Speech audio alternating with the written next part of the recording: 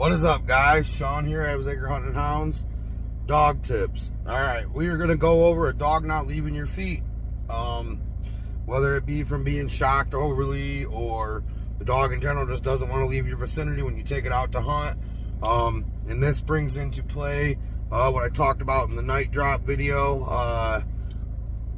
Why it's beneficial for night drops and how I use night drops to help dogs that don't want to leave and hunt.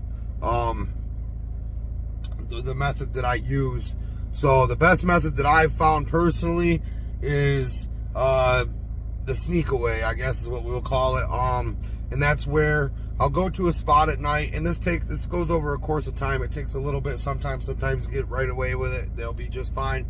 And what I'll do is I'll take the dog and I'll go out with a light, walk, 300-400 yards back into a spot, get way back in there, and then I will just stand there silently. I won't make a move, I won't do anything, and I'll leave that light on. And usually I'll use a little dim light, that way it's less noticeable. And typically what'll happen is the dog that don't want to leave, if it's just kind of running a circle around you, after 10, 15, 20 minutes of just standing there being dead silent, don't acknowledge the dog, just be a tree. Majority of the time that dog is going to get curious and venture out a little bit farther.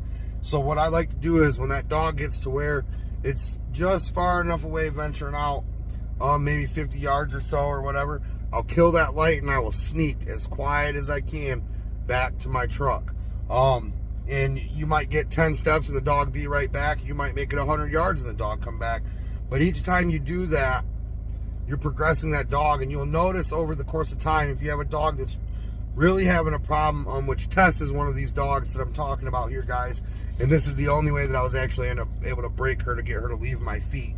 And it took probably at least 20, 30 times of doing this regularly, and repetitive things are key to advancement on a dog, guys. And this is one of those things where it can be a dirt road that you walk down into where you're able to sneak and be quiet and just sneak back.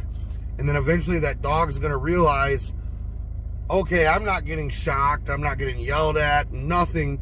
He's 300 yards that way from me now, and nothing's happened. So then when they go out, they'll start to go with a bigger area, because now you've okayed that dog, you've taught that dog, wow, I was 300 yards away without even realizing it, and he didn't do anything. I didn't get shocked, I didn't get yelled at, no discipline.